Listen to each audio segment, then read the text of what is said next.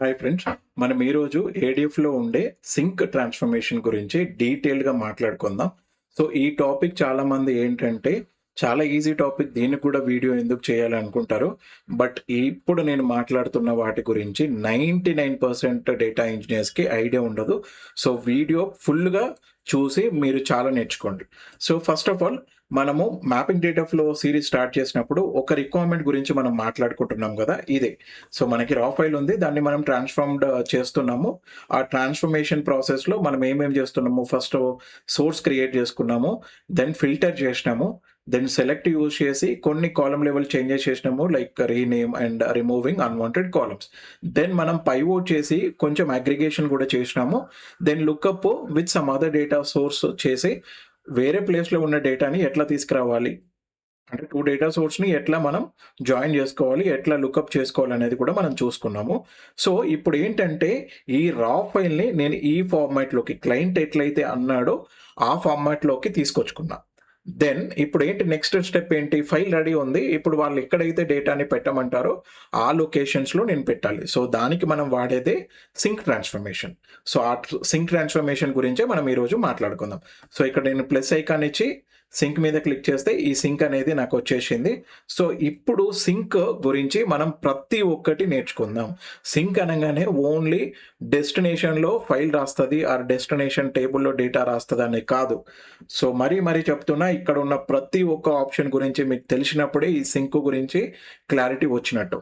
So ఇంటర్వ్యూలో కూడా అది మీకు హెల్ప్ అవుతుంది. చాలామంది డేటా ఇంజనీర్స్కి ఇవి ఐడియా ఉండదు, ఇంటర్వ్యూలో కూడా స్ట్రగుల్ అవుతారు. So let start.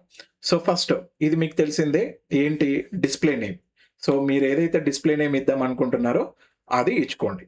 So cases, నాకు ఇది కేసెస్ సింక్ ఫైల్, అంతే. జస్ట్ ఫర్ ఎగ్జాంపుల్ కేస్ నేను ఇచ్చుకున్నా. ఇక్కడ ఎప్పుడైనా గుర్తుపెట్టుకోండి, రియల్ టైంలో నేమ్స్ అనేవి రిలవెంట్గా ఇచ్చుకోండి. నేను ఇక్కడ మీకు ఎక్స్ప్లెనేషన్ కోసం, టైం సేవింగ్ కోసము జస్ట్ ర్యాండమ్ నేమ్స్ ఇస్తున్నా. బట్ మేక్ ష్యూర్ అది చూడగానే అర్థమయ్యేటట్టు ఉండాలన్నమాట, అది చూడగానే అర్థమయ్యేటట్టు ఉండాలి. సో ఇక్కడ ఏం చేస్తారనంటే డిస్క్రిప్షన్, ఏ ఫైల్ అనేది మీరు ఎక్కడ రాస్తున్నారు అనేది ప్రాపర్ డిస్క్రిప్షన్ ఇవ్వండి. సో దట్ మీ టీమ్మేట్స్ వచ్చి చూసినప్పుడు వాళ్ళు ఇది చదువుకొని అర్థం చేసుకోగలుగుతారు. సో ఇన్కమింగ్ స్ట్రీమ్ ఏంటి, సింక్ కి సోర్స్ ఏంటి, దాని బిఫోర్ స్టెప్ ఏంటి, ఈ ఫైనల్ సెలెక్ట్ ఫైనల్ అనే దగ్గర నుంచి డేటా తీసుకుంటుంది. సో ఇక్కడ ఏంటంటే ఇది మనం సోర్స్లోనే ఆల్రెడీ మాట్లాడుకున్నాము, data set and inline. So data set ఏంటి, దీని స్కోప్ వచ్చేసరికి with in the data factory, ఇది సేవ్ అవుతుంది. ఇదేంటంటే దీని scope with in the data flow, ఇదేంటంటే ఇన్ మెమొరీ మాత్రమే. సో దీని గురించి నేను డీటెయిల్గా ఆల్రెడీ చెప్పేసిన, ఒక్కసారి సోర్స్ వీడియోకి వెళ్తే మీకు క్లారిటీ వస్తుంది.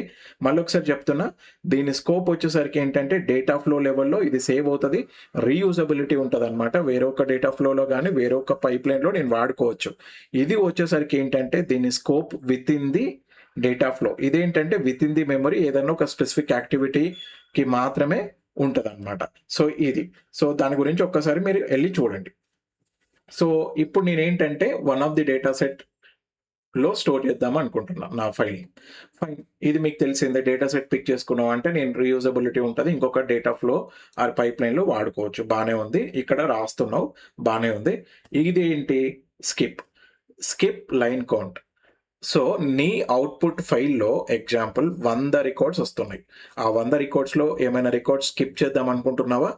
ఫర్ ఎగ్జాంపుల్ నాకు 90 రోస్ మాత్రమే కావాలి, ఫస్ట్ 10 రోస్ స్కిప్ చేద్దాం అనుకుంటున్నా. దెన్ ప్రొవైడ్ దట్ నెంబర్, అంతే. సో మోస్ట్లీ మనం ఇది వాడము, బట్ మీకు గనక ఎప్పుడైనా ఎట్లాంటి రిక్వైర్మెంట్ ఉంటే దీని గురించి నేర్చుకోవడం బెటర్. సో ఎప్పుడైనా లైన్ స్కిప్ చేద్దాం అనుకుంటే ఆ నెంబర్ అనేది ప్రొవైడ్ చేయండి.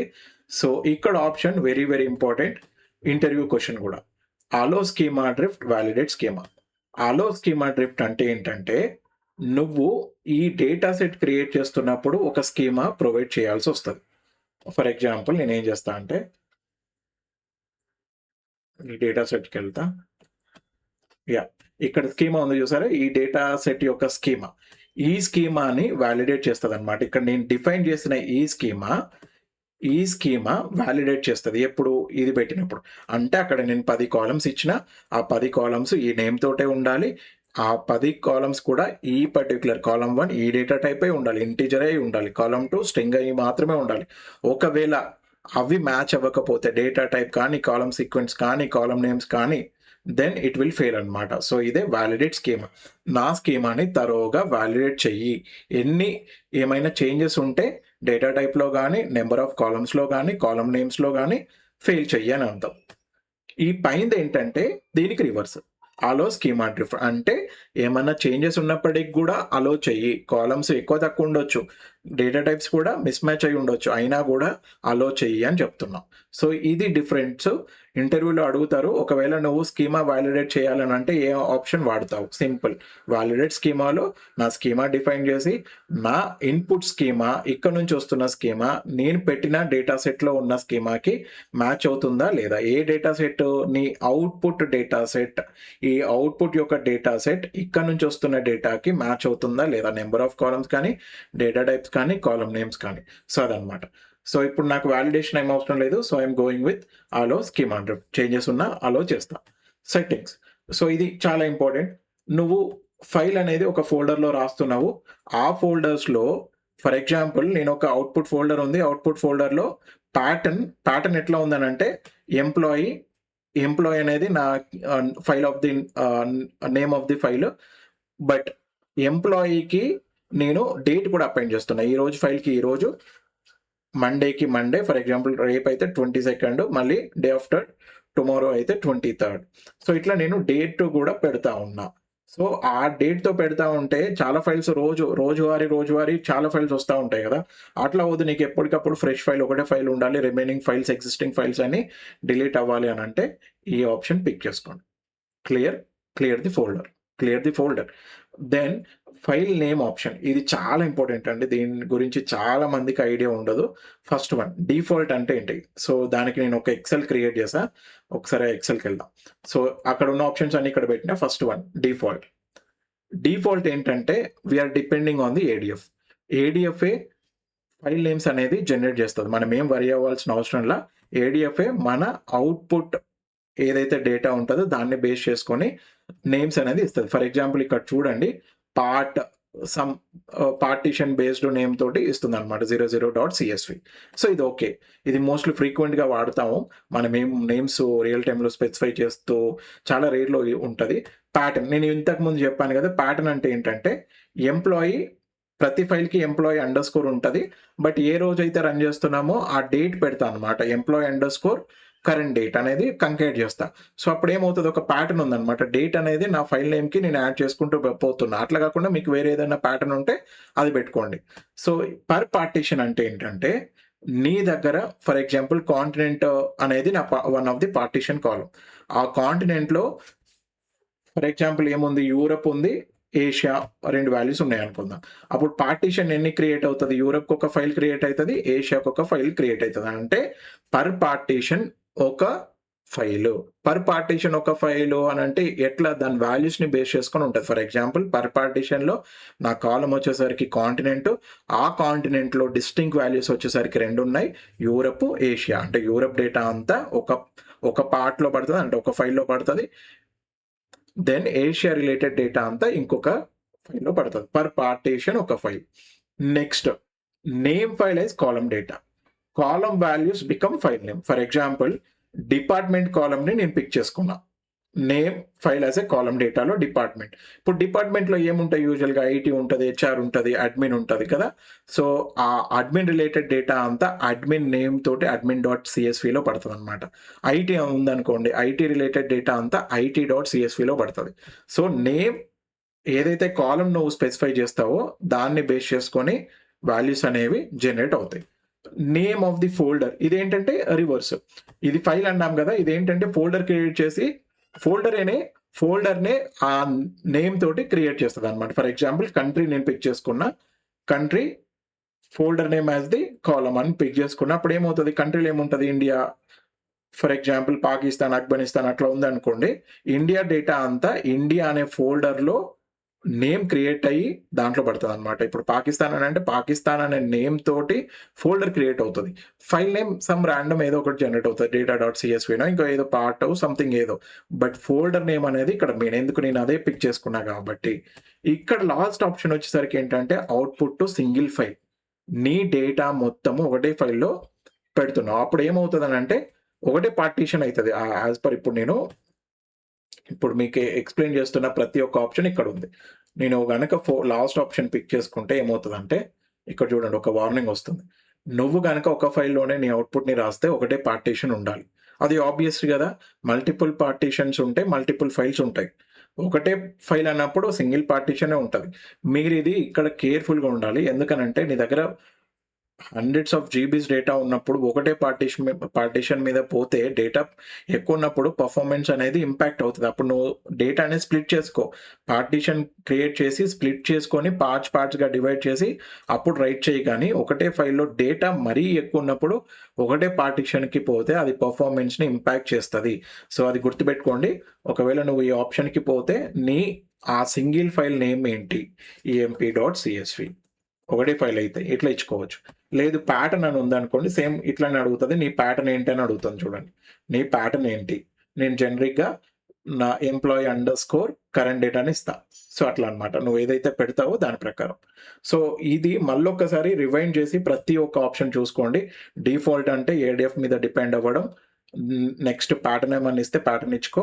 పర్ పార్టీషన్ నువ్వు ఏదైతే పార్టీషన్ కాలమ్ పిక్ చేసుకుంటావో అవెన్ని పార్టీషన్స్ అయితే ఉన్నాయో ప్రతి ఒక్క పార్టీషన్‌కి ఒక ఫైల్ అనేది వస్తదన్నమాట. నేమ్ ఫర్ ఎగ్జాంపుల్ నేను ఇంతకుముందు చెప్పినట్టు డిపార్ట్మెంట్ అనే కాలమ్ పిక్ చేసుకుంటే IT.CSV, admin.CSV, HR.CSV.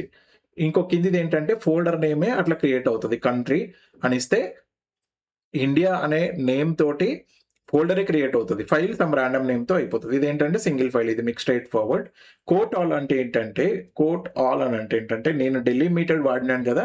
డెలిమిటెడ్ వాడినప్పుడు యూజువల్‌గా డేటా ఏంటంటే ఈ ఫార్మాట్‌లో వస్తది. నువ్వు కోట్ ఆల్ అని పెడితే నీ స్ట్రింగ్ కాలమ్స్ అన్నీ కోట్స్, డబుల్ కోట్స్ తోటి వస్తాయన్నమాట అంతే. నీకు అట్లాంటి రిక్వైర్మెంట్ ఒకవేళ క్లయింట్ వాళ్ళు అడిగితే పెట్టుకోండి. యూజువల్ అయితే మనం వాడం. బట్ అది ఏం చేస్తది అనేది మాత్రం తెలవాలి. కోట్ ఆల్ అని పెడితే ఇట్లా వస్తది. లేదనంటే యాస్ పర్ CSV ఈ ఫార్మాట్‌లో వచ్చేస్తదన్నమాట. సో, అది కూడా గుర్తుపెట్టుకోవాలి. సో, నెక్స్ట్ ఇవేంటంటే హెడర్ హెడర్ ఎనేబుల్ చేస్తావా? చేయవా? హెడర్ ఏమన్నా రూల్స్ ఉంటే ఇక్కడ నువ్వు పెట్టుకో. ఇదేంటంటే permission related. For example owner of the పైప్‌లైన్‌కి రీడ్, రైట్, ఎగ్జిక్యూట్ పర్మిషన్ ఇస్తావు. వితిన్ ది ఈ ఓనరు ఏదైతే గ్రూప్‌లో ఉంటాడో ఆ గ్రూప్‌కి సంబంధించిన పీపుల్‌కి ఏమేం పర్మిషన్స్ ఇస్తావు? ఈ అదర్స్ పీపుల్‌కి ఏమేం పర్మిషన్ ఇస్తావనేది యూజువల్‌గా మనకంత అవసరం లే. యూజువల్లీ టీమ్ మొత్తానికి మనం సేమ్ పర్మిషన్ ఇచ్చుకుంటాం. సో, ఇదన్నమాట.